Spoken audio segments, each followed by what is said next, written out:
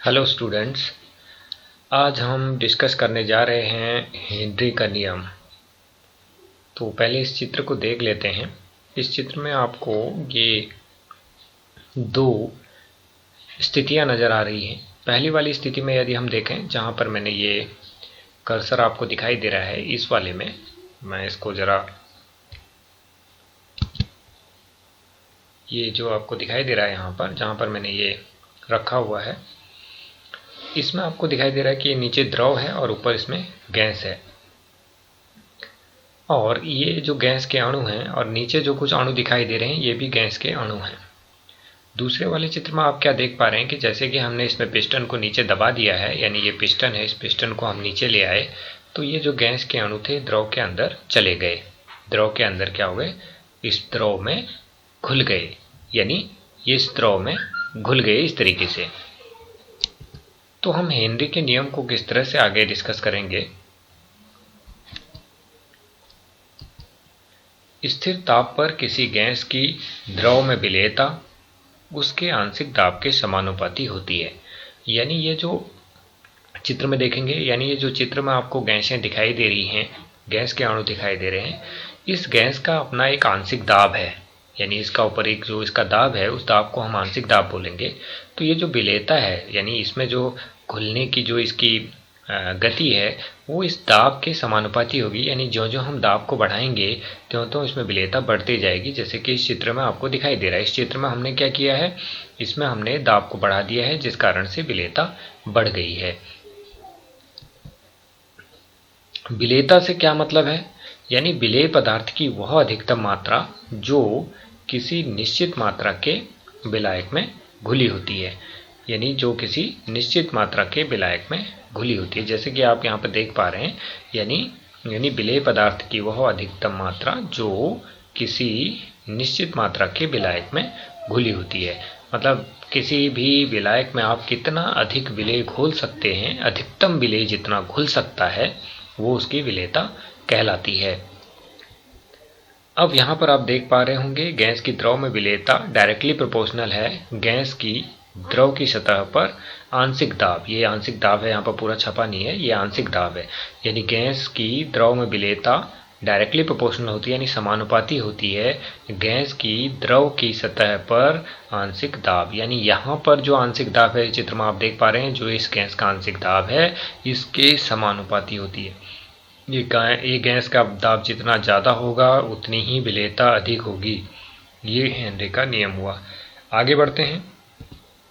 अब हेनरी के नियम के अनुसार गैस के जितने अधिक मोल द्रव में घुले हों, उतना ही द्रव की सतह के ऊपर गैस का दाब होगा। यदि विलेयता को मोल अंश में व्यक्त किया जाए तो, यदि जो विलेयता है उसको हम किसी न किसी रूप में हमको उसको व्यक्त करना होता है, तो यदि हम उसको मोल अंश यानी मोल फ्रैक्शन के रूप में व्यक्त करें तो हमारे पास क्या इसकी स्थिति होगी।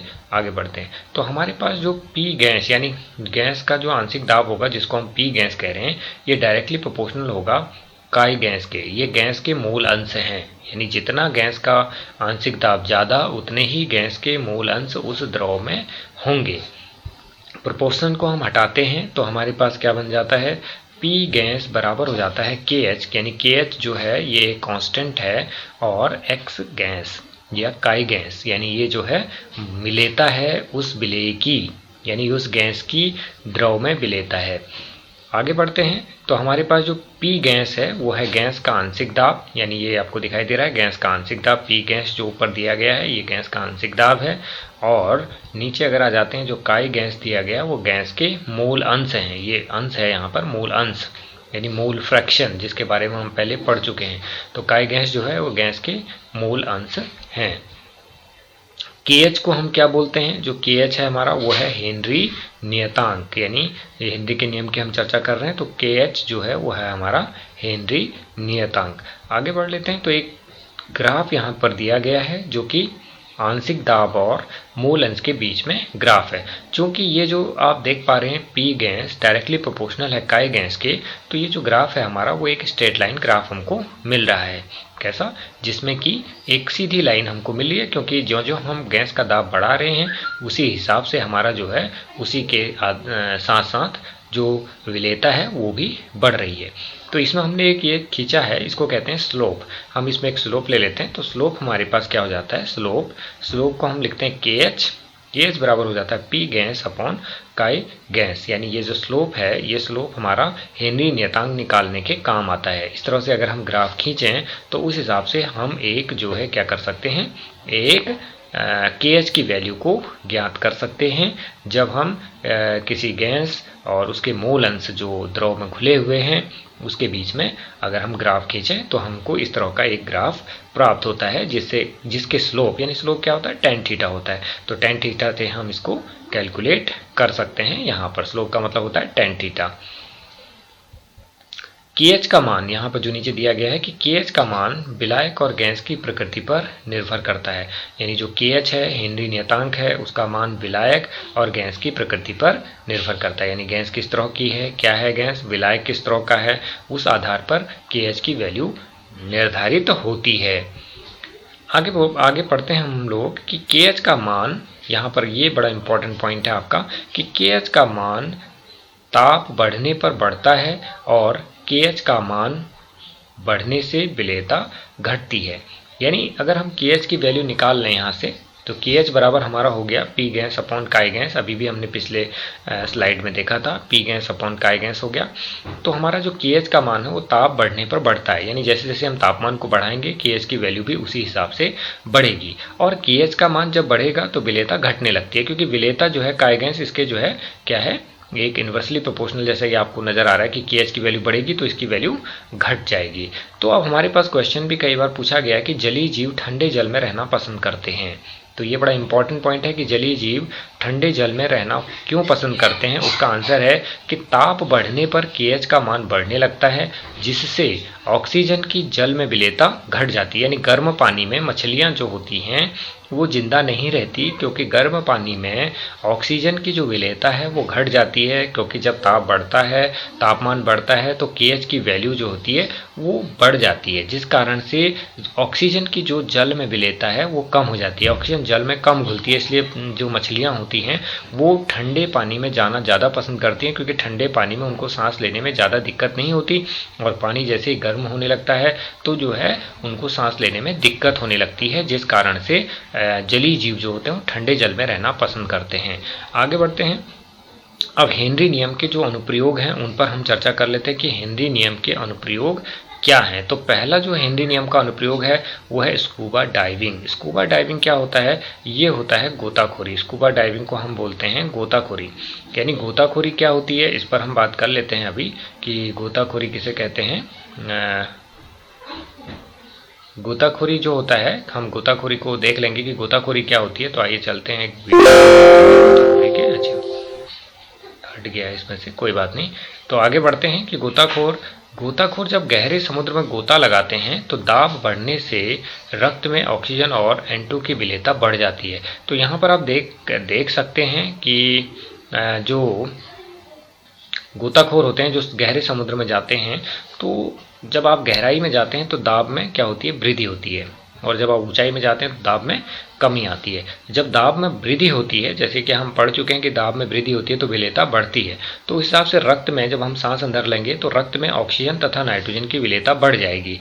ऑक्सीजन की विलेयता बढ़ना तो ठीक है, लेकिन नाइट्रोजन की विलेयता बढ़ना ये अच्छी बात नहीं मानी जाती है कि जब गोताखोर सतह पर आता है तो दाब घटता है। जब दाब घटता है तो है ना, जब वो पानी से ऊपर आएगा तो अचानक दाब घटेगा, पहले दाब बढ़ेगा फिर घटेगा। तो नाइट्रोजन रक्त से अलग नहीं हो पाती। जो नाइट्रोजन गैस हमारे रक्त में घुल चुकी होती है दाब बढ़ने से, वो अलग नहीं हो पाती, जिससे ये जो गोताखोर होते हैं इन्हें असहनीय दर्द महसूस होता है। यह स्थिति बैंड्स कहलाती है, इसको बैंड्स कहते हैं। और बैंड्स जो है नाइट्रोजन के जहरीले प्रभाव को रोकने के लिए बैंड्स कहलाती है। बैंड्स के जहरीले प्रभाव को रोकने के लिए उपयोग किए जाने वाले सिलेंडर में कुछ मात्रा में हीलियम गैस मिला दी जाती है। तो जो गोताखोर सिलेंडर लेके जाते हैं अपने पास, उसमें हीलियम गैस मिला दिया जाता है, नाइट्रोजन की मात्रा कम कर दी जाती है। जो सिलेंडर होता है उस सिलेंडर में ये 3 गैसें होती हैं मुख्य तौर से। उसमें क्या होता है कि जो हमारे हीलियम गैस है उसकी मात्रा होती है 11.7%, नाइट्रोजन की जो मात्रा होती है 56.2% होती है, ऑक्सीजन की मात्रा हो जाती है 32.1%। और जो हम सांस लेते हैं पृथ्वी पर, ये तो बात होती है उस सिलेंडर की, जो ऑक्सीजन सिलेंडर होता है उसके अंदर की बात है। जो हम सांस लेते हैं उसमें क्या होता है, उसमें जो है 78% ऑक्सीजन, 78% नाइट्रोजन होती है, 21% उसमें ऑक्सीजन होती है, कुछ उसमें CO2 होती है। हीलियम उसमें नहीं होता है, बहुत कम होता है या ना के बराबर उसमें हीलियम होता है। लेकिन इसमें हीलियम गैस मिला दी जाती है उस सिलेंडर के अंदर, ताकि नाइट्रोजन का जो प्रभाव है उसको कम किया जा सके, ऑक्सीजन की मात्रा को बढ़ा दिया जाता है, क्योंकि ऑक्सीजन की विलेयता बढ़ना अच्छी बात है। नाइट्रोजन की रक्त में विलेयता जो है वो अच्छी बात नहीं है, उससे जो है एक गोताखोर की जान जा सकती है। तो एक पहला प्रयोग तो अनुप्रयोग तो इसका ये हो गया। आगे बढ़ते हैं। यहाँ पर आपको दिखाई दे रहा है एनोक्सिया, और ये आपको कुछ जो है एक व्यक्ति दिखाई दे रहा है। इस चित्र को अगर आप ध्यान से देखें तो इस चित्र में क्या है कि कुछ पहाड़ दिखाई दे रहे हैं। तो इस पर आप जान सकते हैं, इस चित्र के माध्यम से देख सकते हैं कि जो ये व्यक्ति हैं, ये व्यक्ति किसी पहाड़ पर चढ़ाई कर रहे हैं और इन्होंने ये कुछ इस तरह से लिया है। तो ये ऑक्सीजन गैस ले रहे हैं इस सिलेंडर के जरिए, ठीक है। तो यहाँ पर क्या कि अधिक ऊंचाई वाली जगहों पर ऑक्सीजन का आंशिक दाब कम होता है। ये गलत छप गया यहाँ पर, स्थानों पर रहने वाले लोगों या आरोहकों के रक्त में ऑक्सीजन की कमी हो जाती है और वे स्पष्ट नहीं सोच पाते हैं। यह स्थिति एनोक्सिया कहलाती है। जब आप हाइट पे जाते हैं, ऊंचाई वाले स्थानों पर जाते हैं, ऐसे पर्वतों पे जाते हैं, तो वहाँ पर ऑक्सीजन का दाब कम हो जाता है, जिस कारण से ऑक्सीजन प्रॉपर रक्त में नहीं घुल पाती है। अब जब हमारे शरीर को प्रॉपर ऑक्सीजन नहीं मिलेगी, ठीक ठाक ऑक्सीजन नहीं मिलेगी, तो होगा क्या कि जो मस्तिष्क है उसमें ऑक्सीजन की कमी हो जाएगी। तो मस्तिष्क उतने अच्छी तरह से सोच नहीं पाएगा, उसके सोचने समझने की शक्ति चली जाएगी, और इस कंडीशन को हम क्या कहते हैं, इस कंडीशन को एनोक्सिया कहा जाता है। तो एनोक्सिया से बचने के लिए इस तरह के छोटे छोटे गैस सिलेंडर ये जो पर्वतारोही होते हैं अपने साथ लेके जाते हैं। अगला हम देखते हैं कि जो तीसरा अनुप्रयोग है कि वो जो आप यहाँ पर आप चित्र देख पा रहे हैं, कोल्ड ड्रिंक्स के कुछ चित्र यहाँ पर दिखाए गए हैं, जैसे कि कोका कोला, डी विलियम का ये, और ये इसमें दिखाई दे रहा है, इसमें ये झाग जैसा कुछ उत्पन्न हो रहा है। ये झाग क्या है, ये एक्चुअली ये झाग जो है ये कार्बन डाइऑक्साइड है। तो शीतल पेय पदार्थों में CO2 की विलेयता को बढ़ाने के लिए बोतलों को अधिक दाब पर बंद किया जाता है। मतलब यहाँ पर जो दाब होता है वो बढ़ा दिया जाता है ताकि इनमें जो CO2 की मात्रा है वो बढ़ जाए, इस पेय पदार्थ में CO2 की मात्रा क्या हो जाए, बढ़ जाए। तो अब शीतल पेयों में CO2 क्यों मिलाया जाता है, ये भी क्वेश्चन है भाई। शीतल पेयों में CO2 क्यों मिलाया जाता है, क्योंकि CO2 जल में घुलकर जल से क्रिया करके कार्बोनिक अम्ल बनाती है, जो शीतल पेयों का स्वाद बढ़ा देता है। अर्थात जब भी आप देखते होंगे कि इनको जो है फ्रिज में जब रखा रहता है, यानी ये जितने ठंडे होते हैं उतने अच्छे पीने में लगते हैं। गर्म कोका कोला पीने में उतना अच्छा नहीं लगता। इसलिए अच्छा नहीं लगता कि जब गर्म हो जाता है ये कोका कोला, तो होता क्या है कि जो कार्बन डाइऑक्साइड है उसकी विलेयता घट जाती है। जैसे कि अभी हमने जलीय जीवों के बारे में पढ़ा था कि जलीय जीव जो होते हैं वो ठंडे जल में रहना पसंद करते हैं। ठीक उसी प्रकार से ये जो H2CO3 यहाँ पर बन रहा है, ये कार्बोनिक एसिड है। ये कार्बोनिक एसिड की मात्रा जो है या CO2 की जो मात्रा जल में होगी वो यहाँ जो इसके अंदर जो होगी, ये जली है एक्चुअली, इसके अंदर घट जाएगी। ठीक है, जिस कारण से इसका स्वाद जो है खराब हो जाएगा। जैसे ही हम उसको फ्रिज में रखेंगे तो टेम्परेचर ठंडा होगा, जिससे जो है क्या होगा कि जो CO2 की जो विलेयता है वो बढ़ जाएगी, जिस कारण से इसका स्वाद बढ़ जाएगा। तो ये सारी चीज़ें थी हेनरी नियम से रिलेटेड, तो इनको आप जो है करिएगा। Thank you.